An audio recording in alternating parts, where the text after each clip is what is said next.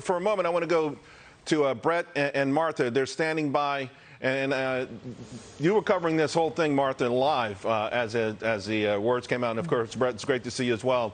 So far, I mean, it's evolving quickly, Martha, but what's standing out to you most?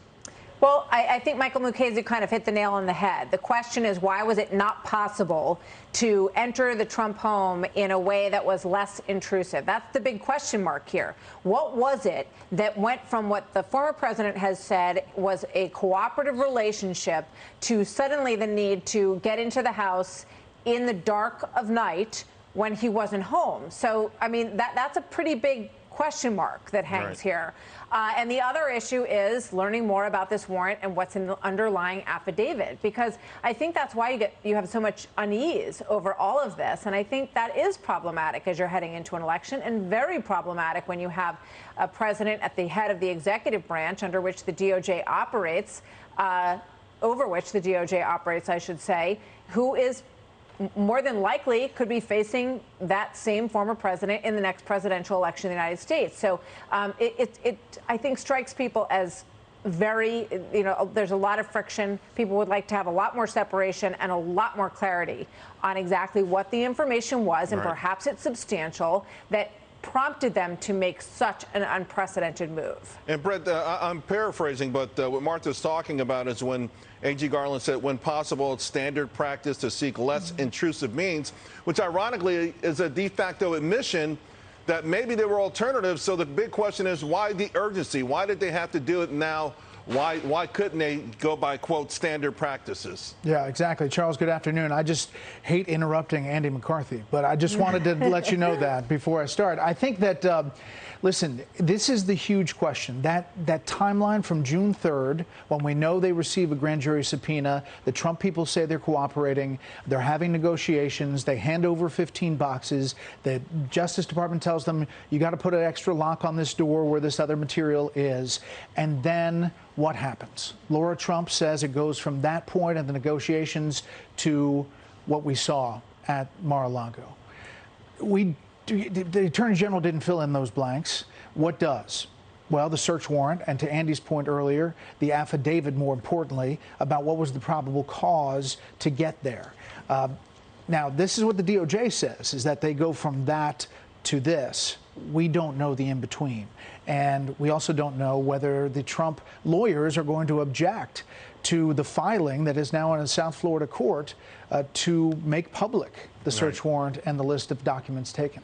Martha, apparently that filing, it goes on to say, in these circumstances involving the search of the residence of a former president, the government's requesting that the court unseal the notice of filing and its attachments. So a search warrant signed and approved by the court on August 5th, including attachments A and B, but also a redacted property receipt listing items seized pursuant to the search. That might give us some information, but again, it doesn't give what everyone's really looking for is the initial sign-off on this, the affidavit that led to this, the approval of the search in the first place. Yeah, exactly right. And I think we will see those documents. I think it's going to be very difficult to turn down the request to release those documents of the search warrant and the receipt, which is exactly what they pulled out of the house. But once again, Charles, you have a situation where the underlying document, and I think back to the FISA applications, you think back to even the dossier during the course of the Russia investigation, which we're sort of all told, the evidence was there to take these very unprecedented actions. You just kind of have to trust us on this. And then you learn that there was information that went into all of those things that fell apart on closer scrutiny. So this is why we really need to see the affidavit. We really need to have some level of confidence that there was every reason to go in the way they went in. Otherwise, you're going to have a continuing destruction of trust in these institutions in this country. And let me just add one thing, Charles. Sure. We have polls coming out at 6 p.m. tonight. I'll give you a little sneak peek. One of them is right direction, wrong direction for the country. 75% of the people think we're going in the wrong direction. Okay, now this is not helping. Either side, the side that says we got to indict the former president, the other side that says that this is an overreach of government, it splits the country, right. and it's still that wrong direction is the feeling that people have. Ironically, this election was supposed to be about reversing that trend. Let me ask you about this because you just came in moments ago. Truth Social, Donald J. Trump, my attorneys and representatives were cooperating fully, and very good relationships have been established. The government could have done whatever they wanted if we had it.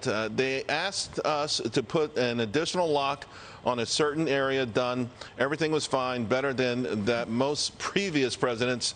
And then out of nowhere and with no warning, Mar-a-Lago was raided at 6:30 in the morning by a very large number of agents and even safecrackers. They got way ahead of themselves. Crazy.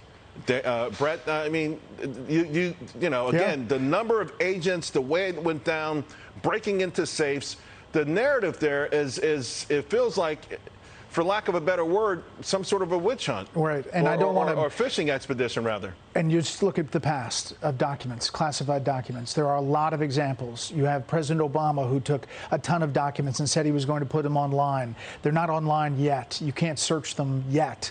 But no one was breaking down a door. Was it a national security issue at that level? We don't know. But there are other examples. There's obviously Hillary Clinton. There's Sandy Berger back in the Clinton years. How it was handled and the disparity is what conservatives point to. That just really ticks them off, and they want to know why. On the flip side, the former president's attorneys need to answer, are they and why haven't they put out the search warrant they received and the list of documents? And to your point, before I let you go, the Presidential Records Act was enacted in 1978 in the aftermath of the Watergate scandal. There's never been a case in which a former commander-in-chief has been punished for violating the Presidential Records Act. Bret, Martha, thank you both very much. Appreciate it. Thanks, Charles. Hey, Sean Hannity here. Hey, click here to subscribe to Fox News YouTube page and catch our hottest interviews and most compelling analysis. You will not get it anywhere else.